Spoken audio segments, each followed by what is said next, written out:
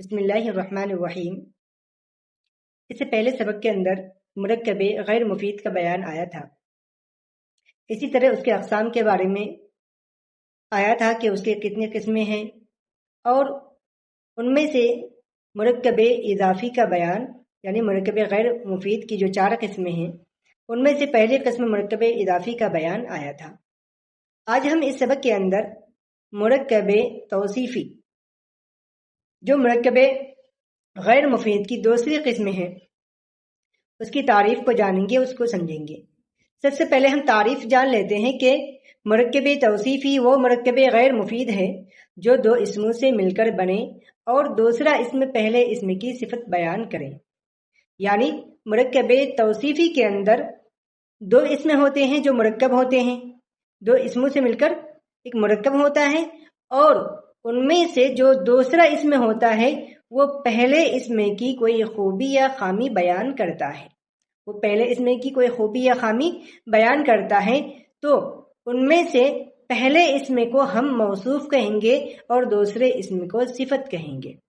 چنانچہ مثال کے اندر دیکھیں، الصراط المستقیم۔ الصراط اس کے معنی ہے راستہ، تو راستہ ٹیڑھا بھی ہو سکتا ہے، سیدھا بھی ہو سکتا ہے۔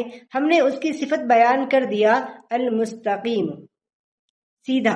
المستقیم کے معنی ہوتا ہے سیدھا، تو ہم اب ترجمہ کریں گے سیدھا راستہ۔ تو دیکھیے اس کے اندر الصراط یعنی راستے کی صفت بیان کی جا رہی ہے المستقیم سے، جس کے معنی ہے سیدھا، یعنی راستے کی صفت ایک خوبی بیان کی جا رہی ہے کہ وہ راستہ کیا ہے، سیدھا ہے۔ تو الصراط اس کے اندر موصوف ہے اور المستقیم صفت ہے۔ چنانچہ اسی کو یہاں پر بیان کیا ہے کہ جس کی صفت بیان کی جائے اسے موصوف اور جس سے بیان کی جائے اسے صفت کہتے ہیں۔ جیسے الصراط المستقیم میں الصراط موصوف ہے اور المستقیم صفت ہے۔ عام طور پر جب ہم ترجمہ کرتے ہیں تو سب سے پہلے صفت کی کرتے ہیں، پھر موصوف کی کرتے ہیں۔ اردو میں جب بھی ہم بولتے ہیں کسی کی صفت بیان کرنا چاہتے ہیں تو پہلے ہم صفت بولتے ہیں، پھر موصوف کو بولتے ہیں۔ جیسے اردو کے اندر خوبصورت لڑکا، اچھی کتاب، تو اس طرح سے جب ہم کسی چیز کی صفت بیان کرتے ہیں تو پہلے صفت کو بیان کرتے ہیں، پھر موصوف کو بیان کرتے ہیں۔ تو عربی کے اندر بھی ترجمہ ہم اس طرح سے عام طور پر کرتے ہیں کہ پہلے صفت کا ترجمہ کرتے ہیں پھر موصوف کا کرتے ہیں۔ لیکن کبھی ایسا بھی ہوتا ہے کہ ہم پہلے موصوف کا کریں پھر صفت کا کریں، ایسا بھی کر سکتے ہیں، لیکن اس کے اندر تھوڑی سی تبدیلیاں ہو جاتی ہیں۔ وہ یہ کہ ہم جب موصوف کا ترجمہ کرتے ہیں تو اس سے پہلے لفظ ایسا یا لفظ ایسی یا لفظ ایسے کا استعمال کرتے ہیں، پھر موصوف کا ذکر کرتے ہیں، پھر لفظ جو کا استعمال کرتے ہیں، پھر صفت کا ترجمہ کرتے ہیں۔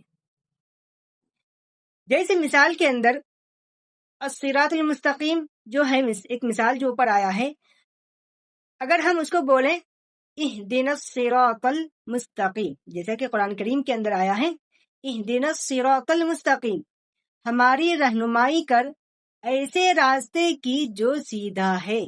تو دیکھیے اس کے اندر راستے سے پہلے لفظ ایسے کا استعمال کیے اور سیدھا سے پہلے لفظ جو کا استعمال کیے، تو ہم اس طرح سے بھی موصوف صفت کا ترجمہ کر سکتے ہیں۔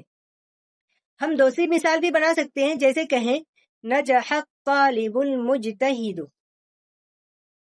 وہ طالب علم کامیاب ہوا جو محنتی ہے، یا ایسا طالب علم کامیاب ہوا جو محنتی ہے۔ تو اس کے اندر بھی دیکھیں کہ ہم نے لفظ پہلے ایسا لگایا موصوف سے پہلے، ایسا طالب علم، نجح الطالب المجتہد، ایسا طالب علم کامیاب ہوا، المجتہد جو محنتی ہے۔ تو اس طرح سے بھی ہم ترجمہ کر سکتے ہیں، اور سادہ وہی ہے کہ ہم ڈائریکٹ ترجمہ کر لیں کہ نجح الطالب المجتہد، محنتی طالب علم کامیاب ہوا، نجحت الطالبۃ المجتہدۃ، محنتی طالبہ کامیاب ہوئی۔ اب ہم ترکیب کیسے کریں موصوف صفت کی؟ تو آسان ہے کہ ہم کہیں گے اسی مثال کے اندر الصراط المستقیم، الصراط موصوف، المستقیم صفت، موصوف صفت سے مل کر مرکب توصیفی ہوا۔ اس کے بعد ہم کچھ علامتوں کو دیکھیں گے کہ جو اکثر کیا ہوتے ہیں، موصوف صفت ہوتے ہیں۔ مان لیجئے کہ کہیں پہ دو اس میں آیا ہو اور دونوں پر الف لام ہو، اور تو یہ دونوں کیا ہوتے ہیں؟ اکثر موصوف صفت ہوتے ہیں. دو اس میں آئے اور دونوں کے دونوں معرف باللام ہو، دونوں معرفہ ہو، تو یہ اکثر کیا ہوتے ہیں؟ موصوف صفت ہوتے ہیں. جیسے اسی مثال کے اندر الصراط المستقیم، سیدھا راستہ. الطالب المجتہد، محنتی طالب علم. الطالبۃ المجتہدۃ، محنتی طالبہ.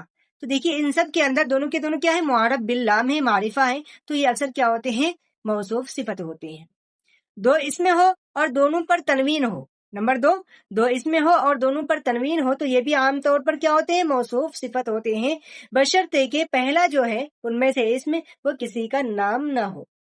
جیسے عذاب عظیم، بڑا عذاب، اس کے اندر عذاب عظیم یہ کیا ہے؟ موصوف صفت ہے. شیء عجیب، عجیب چیز، یہ بھی کیا ہے؟ موصوف صفت ہے. نمبر 3 4 یا 5 اسموں پر الف لام آ جائے، پہلے کو موصوف اور باقیوں کو صفت بنائیں گے. یعنی ایک ساتھ کئی معرفہ آ جائے تو اس صورت میں ہم پہلے کو کیا بنائیں گے؟ موصوف بنائیں گے، باقی کو صفت بنائیں گے. جیسے یہاں پہ بسم اللہ الرحمن الرحیم، تو دیکھیے اللہ بھی معرف باللام ہے اور رحمان بھی اور رحیم بھی، تو اللہ موصوف ہے اور الرحمن صفت اول ہے اور رحیم صفت ثانی ہے.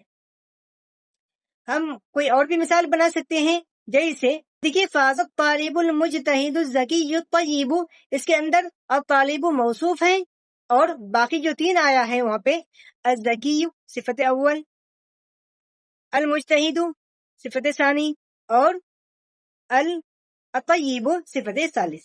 تو اس طرح سے ہم مثال بنا سکتے ہیں. نمبر 4 نکرہ کے بعد فعل آ جائے تو یہ بھی عام طور پر موصوف صفت بنتے ہیں. یعنی ایک لفظ نکرہ آ جائے، اس کے بعد کوئی فعل آ جائے تو وہ فعل اکثر کیا ہوتے ہیں؟ صفت ہوتے ہیں اس نکرہ کی. جیسے بشرطے یہ کہ وہ فعل جزا کے قائم مقام نہ ہو.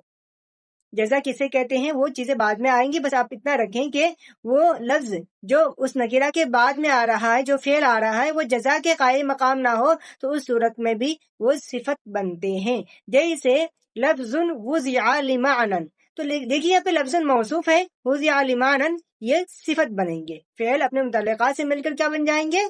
صفت بن جائیں گے. نمبر 5 ایک اسم مضاف ہو ضمیر کی طرف، اس کے بعد الف لام والا اس میں آ جائے، یعنی کوئی معرف باللام اس میں آ جائے تو وہ بھی موصوف صفت بنتے ہیں. یعنی یہ کہ ایک مرکب اضافی آ جائے، اس کے بعد فوراً کوئی معرف باللام کوئی اس میں آ جائے تو وہ کیا بنتے ہیں؟ صفت بنتے ہیں اس مرکب اضافی کے. اور یہ مرکب اضافی کیا ہوتے ہیں؟ مرکب اضافی یہ موصوف ہوتے ہیں. مرکب اضافی کیا ہو جاتے ہیں؟ موصوف، اور آئندہ آنے والا اس میں کیا ہو جاتے ہیں؟ صفت ہو جاتے ہیں. جیسے سبحان ربی الاعلی، تو ربی یہ کیا ہے؟ ربی مرکب اضافی ہے، یہ ربی مرکب اضافی مضاف مضاف الیہ سے مل کر موصوف ہوں گے اور الاعلی صفت ہوں گے. سبحان ربی العظیم، اس کے اندر بھی ربی کیا ہے؟ مرکب اضافی موصوف ہے اور العظیم صفت ہے. نمبر 6 اس میں موصول سے پہلے الف لام والا اس میں آ جائے تو بھی آپس میں موصوف صفت بنتے ہیں.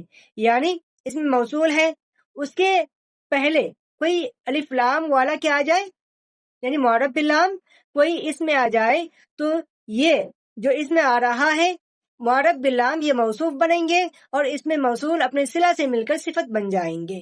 جیسے المتقین الذین یؤمنون، المتقین الذین یؤمنون، تو دیکھیے المتقین یہ معرف باللام ہے، یہ موصوف ہوں گے، اور الذین یؤمنون یہ موصول صلہ سے مل کر کے صفت بن جائیں گے. موصول صلہ سے مل کر کے کیا بن جائیں گے؟ الذی اس میں موصول اور یؤمنون صلہ، موصول صلہ سے مل کر کیا بن جائیں گے؟